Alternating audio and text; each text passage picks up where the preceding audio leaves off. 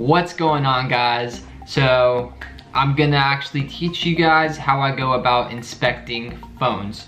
I'm gonna pretend to inspect this iPhone 7 Plus that I bought and sold before I ship it, just to give you guys a little tutorial. So when you first message the person, you're gonna ask for an IMEI, of course, so you could do the research beforehand so you don't make the drive for a stolen phone or a phone that's, you know, blacklisted, iCloud locked, whatever it is. And so you can trust them with that, but you always want to inspect the phone when you get to meet them. So I'm gonna talk to you guys about what you should do when you actually have the phone in hand. This has happened to me before. Somebody messages me an IMEI and it turns out to be clean, and once I get to actually pick up the phone, I check the IMEI and it's completely different. So now it's blacklisted, now has an iCloud account, and it's no good, and I don't end up buying the phone, and it's a waste of time. So that does happen, but make sure to inspect the phone because you do not want to get screwed over and lose your money. So the first thing I do when I arrive and check the phone is I always check the IMEI, of course. So I check the IMEI, you go on settings, you guys probably know how to do this, and you go to about and you go find the IMEI, and it's right there, and you plug it into these websites. I use IMEIpro.info or something like that. I'm gonna do a little screen share also so you guys can check out what I use. And then I also use Swappa ESN checker. I use 2 every single time because sometimes one will say something else, and yeah, so I always use both of them. So you get the IMEI and then you plug it into these websites on your phone or whatever. And if you're picking up a phone and let's just say it's dead, they didn't have and you don't have a charger and they didn't charge it, I'd recommend you guys, so I have this on my keychain. I don't know if you guys could check this out, but it's like it's the little SIM card tools. And all the phones, I don't know, it's not gonna really, yeah, it's not gonna wanna. Okay, so it's just a little, it's a little SIM card, you know, you can use a paper clip or whatever, but I have this on my keys at all times. And what you want to do is, if it's dead, go ahead and just pop it out, pop the SIM tray out.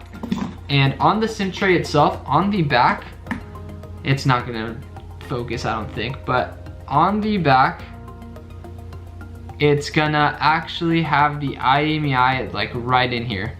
And that's the IMEI. You could go off of that one if it's dead. So you could at least check it out. So those are the ways that I go ahead about checking the phones. So now I'm gonna show you guys on my laptop how I go about using the websites to check every single phone out. And yeah, so let's get into that. Alrighty guys, so this is my go-to website that I always use to actually check the IMEIs of the phones that I buy. I've put this in my phone before every meeting and it's ready to go, just so I could enter the IMEI. It's really simple to use, and I'm gonna walk you guys through it. So as I said before, I'm gonna be checking the IMEI of this phone that I just sold. And yeah, so pretty much all you do is find the IMEI on your phone and plug it in here. So let's go ahead and do that real quick.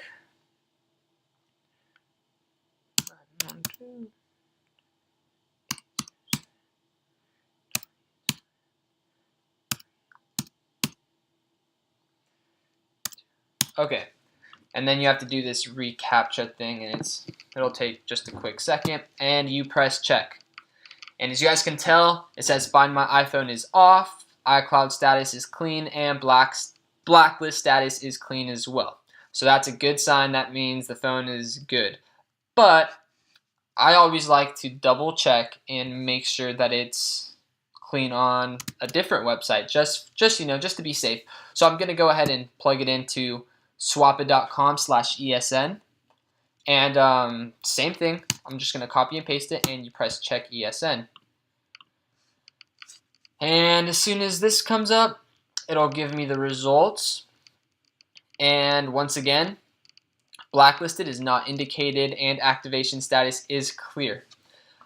I like swappa.com/ESN for a variety of reasons. Sometimes IMEI Pro doesn't show if it's still financed or if it's not going to be activated or not going to be able to be activated, or it's financed, on whatever network. And Swappa on activation status, it says unable to be activated or financed. It'll actually tell you. And that's why I use this website alongside the IMEIPro.info. They both work very well, and that's just how I check the ESNs and IMEIs of, well, they're the same thing, but how I check the IMEIs of the phones that I buy. And another, just a little tip that I'm going to show you guys, if you go to AT&T Unlock, you can unlock all AT&T devices on their website actually, and it'll show you. So if you guys are buying an AT&T phone and you don't know if it's financed, it's not popping up, but it's all clean, if it's all paid off, you should be able to unlock the device by just typing the IMEI. And once you type in the IMEI, it's going to either let you go forward with the unlocking process, or it's going to tell you that there is a balance due on the phone. And that's where you could go ahead and be like, hey, I could give you less now because it's financed. Because you could buy a bad ESN phone if it's financed, that's okay. And you could check it on the actual AT&T website. So that's just a little tip on AT&T phones. That's why I really like buying AT&T phones, because I go through this extra step just to be extra safe. And it works well. So yeah, I hope you guys learned a little bit about this. Hopefully these websites are useful to you. And yeah, so let's continue on with the inspection process. Okay, as soon as you guys are done checking all that, the IMEI and the ESN on those websites, now it's time to actually go ahead and inspect the whole phone, because now you're satisfied or unsatisfied about purchasing the phone. So the first thing I do is make sure that the home button works, the Touch ID. So I always go in settings and do start the fingerprint process just to make sure it works. And then I try to use the speakers to make sure they're not muffled, they're not broken or anything. And then I check all the buttons, make sure they're all clicking, they all do what they're supposed to do. And then I also go ahead and check out every single camera, make sure they all work and function properly. Because if one of these things doesn't function, the resale value is gonna drop and your projected profit isn't gonna be that profit anymore, because now you're losing money since this doesn't work and that doesn't work. So the inspection process has to be done correctly, just like the ESN checks on all the websites and the IMEI and stuff. So once that happens, you'll be fine. You could check if you have a SIM card, if it works with your network, if it's not unlocked. Put your SIM card in there, make sure it actually connects to the network, and make sure that this the earpiece works, like make a call. And yeah, that's really all I do. I'm not sure if I mentioned iCloud, so I'm gonna do that now. Another way that I check for iCloud other than the websites is you make sure that the phone is obviously opened up here, and you go on settings, and as long as your it says sign into your iPhone, you are in the clear. Because if it says sign into iPhone, that means there's no iCloud on your actual phone. So you are set to go. But that's really my inspection process.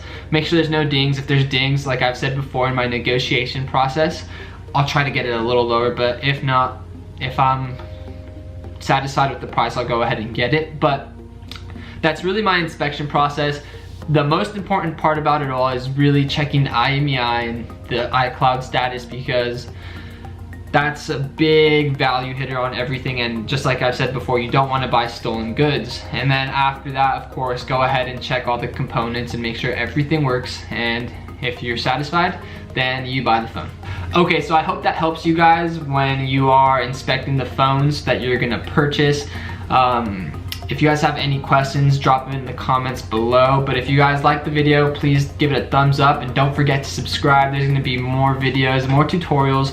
Drop down in the comments what you guys wanna see. I'll make a video about it. Follow my challenge videos. because I'm trying to go from 50 to 5,000. So yeah, thank you guys for watching, and I'll see you guys soon.